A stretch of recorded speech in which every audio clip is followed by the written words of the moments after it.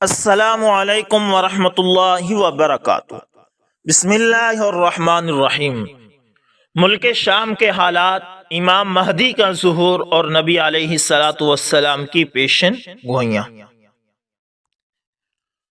دوستو، اللہ کے رسول صلی اللہ علیہ وسلم نے قیامت کے نشانات بتلاتے ہوئے فرمایا کہ اونٹوں اور بکریوں کے چرواہے جو برہنہ بدن اور ننگے پاؤں ہوں گے، وہ ایک دوسرے سے مقابلہ کرتے ہوئے لمبی لمبی عمارتیں بنوائیں گے اور فخر کریں گے۔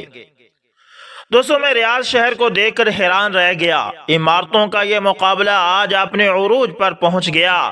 دبئی میں برج خلیفہ کی عمارت دنیا کی سب سے اونچی عمارت بن گئی، تو ساتھ ہی شہزادہ ولید بن طلال نے جدہ میں اس سے بھی بڑی عمارت بنانے کا اعلان کر دیا ہے، جو دھڑا دھڑ بنتی چلی جا رہی ہے۔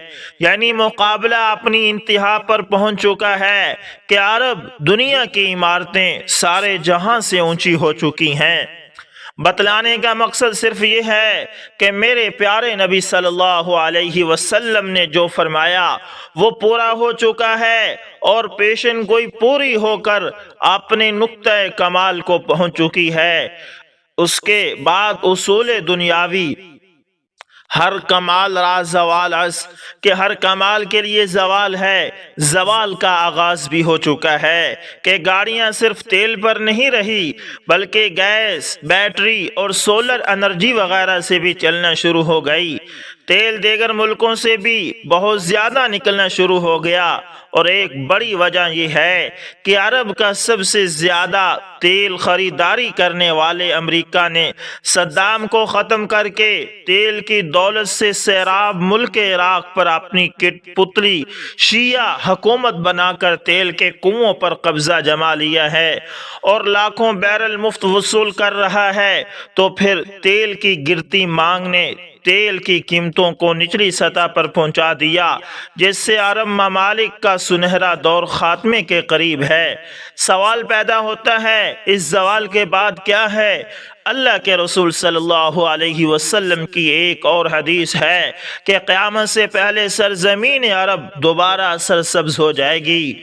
کون سوچ سکتا تھا کہ سرزمین عرب کے صحرا اور خوش پہاڑ کے، جسے اللہ تعالیٰ نے خود حضرت ابراہیم علیہ السلام کی زبان سے بواد غیر ذی زرع، بے آب و گیا وادی قرار دیا ہے، وہ سبزے سے لہلا اٹھے گی۔ چنانچہ پوری دنیا میں گلوبل وارمنگ اور موسمیاتی تبدیلی کے نقارے بجنے لگے۔ نتیجہ یہ نکلا ہے کہ سعودی عرب اور امارات میں بارشیں شروع ہو چکی ہیں، اتنی بارشیں اور ہوائیں کہ سیلاب آنا شروع ہو گئے ہیں۔ مکہ اور جدہ میں سیلاب آ چکے ہیں۔ ایک سیلاب چند دن پہلے آیا ہے، جس سے چند افراد لقمہ اجل بھی بن چکے ہیں۔ اس تبدیلی کا نتیجہ یہ نکل رہا ہے کہ عرب سرزمین، جسے پہلے ہی جدید ٹیکنالوجی کو کام میں لا کر سرسبز بنانے کی کوشش کی گئی ہے، وہ قدرتی موسم کی وجہ سے بھی سرسبز بننے جا رہی ہے۔ سعودی عرب گندم میں پہلے ہی خود کفیل ہو چکا ہے، اب وہاں خشک پہاڑوں پر بارشوں کی وجہ سے سبزہ اگنا شروع ہو چکا ہے، پہاڑ سرسبز ہونا شروع ہو گئے ہیں۔ بارشوں کی وجہ سے آخر کار حکومت کو ڈیم بنانے ہوں گے، جس سے پانی کی نہریں نکلیں گی، ہریالی ہوگی، سبزہ مزید ہوگا، فصلیں لہلائیں گی۔ یوں یہ پیش گوئی بھی اپنی تکمیلی مراحل سے گزرنے جا رہی ہے، اور جو میرے پیارے محمد مصطفیٰ احمد مجتبی صلی اللہ علیہ وسلم نے فرمایا، اللہ اللہ، اسے ہم اپنی آنکھوں سے دیکھتے جا رہے ہیں۔ اگر احادیث پر غور کریں تو مشرق وسطیٰ کے زوال کا آغاز ملک شام سے شروع ہوا، لیکن شاید عرب حکمران یا تو یہود و نصارہ کی چال سمجھ نہ سکے یا بے رخی اختیار کی۔ لیکن وجہ جو بھی ہو یا نہ ہو، سرکار دو عالم صلی اللہ علیہ وسلم کی بتائی ہوئی علامات کو تو ظاہر ہونا ہی تھا۔ حدیث کے مطابق، چنانچہ حدیث سے مبارک میں ارشاد ہے، اور رسول اللہ صلی اللہ علیہ وسلم نے فرمایا، جب اہل شام تباہی اور بربادی کا شکار ہو جائیں تو پھر تم میں کوئی خیر باقی نہ رہے گی۔ کیا فرمایا؟ جب اہل شام تباہی اور بربادی کا شکار ہو جائیں تو پھر تم میں کوئی خیر باقی نہ رہے گی۔ یاد رکھیے دوستو، احادیث مبارکہ کی روح سے شام اور اہل شام سے امت مسلمہ کا مستقبل وابستہ ہے۔ اگر ملک شام ایسے ہی برباد ہوتے رہا تو پوری امت مسلمہ کی بھی خیر نہیں۔ ویسے تو 90% برباد ہو چکا ہے۔ اب جبکہ 5 سالہ خون ریزی میں 8 لاکھ سنی بے گناہ بچے، بوڑھے، عورتیں شہید اور لاتعداد دوسرے ملک کی سرحدوں پر زندگی کی بھیک مانگتے ہوئے شہید ہو رہے ہیں، اور اتنی ہی تعداد میں زخمی یا معذور ہو چکے ہیں، لہذا شام مکمل تباہی کے بعد اب نزع کی حالت میں ہے۔ اس حدیث کے حساب سے عرب ممالک کے سنہرے دور کے خاتمے کی اہم وجہ ملک شام کے موجودہ حالات ہیں۔ گویا نبی کریم صلی اللہ علیہ وسلم کی ایک اور پیش گوئی کی علامت ظاہر ہو رہی ہے یا ہو چکی ہے۔ یاد رکھیے کہ ملک شام کے متعلق اسرائیل اور روس، ایران و امریکہ جو بھی جھوٹے بہانے بنائیں، لیکن ان سب کا اصل ہدف جزیرۃ العرب ہے، کیونکہ کفار کا عقیدہ ہے کہ دجال مسیحا ہے۔ اس وجہ سے یہ لوگ دجال کے انتظامات مکمل کر رہے ہیں، جس کے لیے عرب ممالک میں عدم استحکام پیدا کرنا ہے، کیونکہ ملک شام پر یہود و نصارہ قبضہ کرنا چاہتے ہیں، اور یہ ہو کر رہے گا۔ حضرت مہدی علیہ السلام کے ظہور سے قبل یہ ہوگا۔ چنانچہ کتاب فتن میں ہے کہ آخری زمانے میں جب مسلمان ہر طرف سے مغلوب ہو جائیں گے، مسلسل جنگیں ہوں گی، شام میں بھی عیسائیوں کی حکومت قائم ہو جائے گی۔ علماء کرام سے سنا کہ سعودی، مصر، ترکی بھی باقی نہ رہے گا، ہر جگہ کفار کے مظالم بڑھ جائیں گے، امت آپسی خانہ جنگی کا شکار رہے گی۔ عرب، خلیجی ممالک، سعودی عرب وغیرہ میں بھی مسلمانوں کی باقاعدہ پر شوکت حکومت نہیں رہے گی۔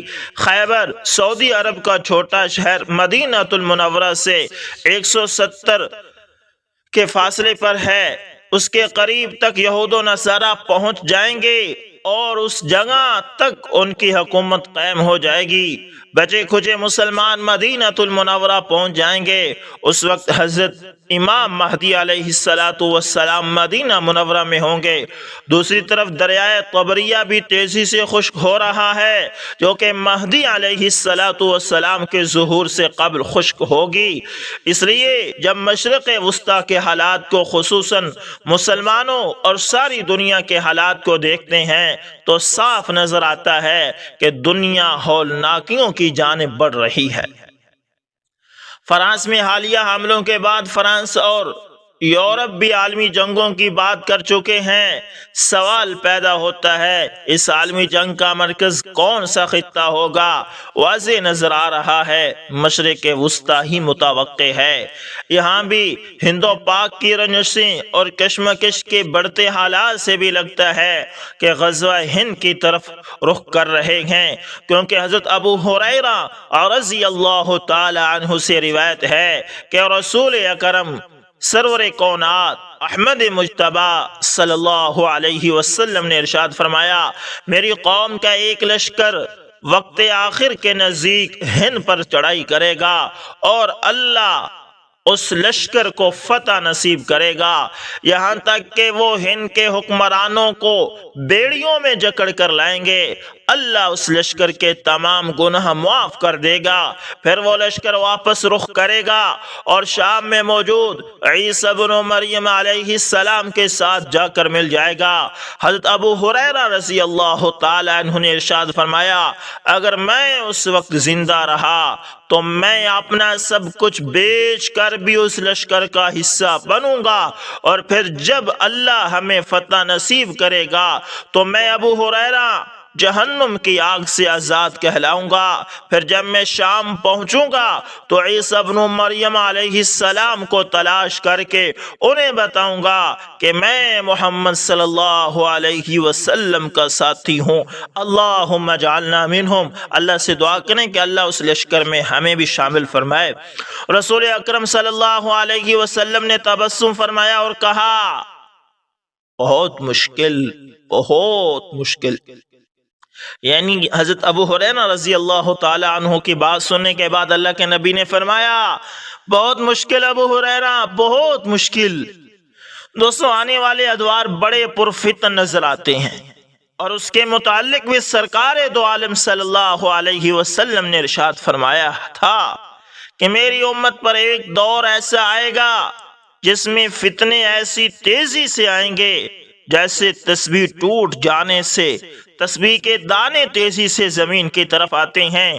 لہٰذا اپنی نسلوں کی ابھی سے تربیت اور ایمان کی فکر کیجئے۔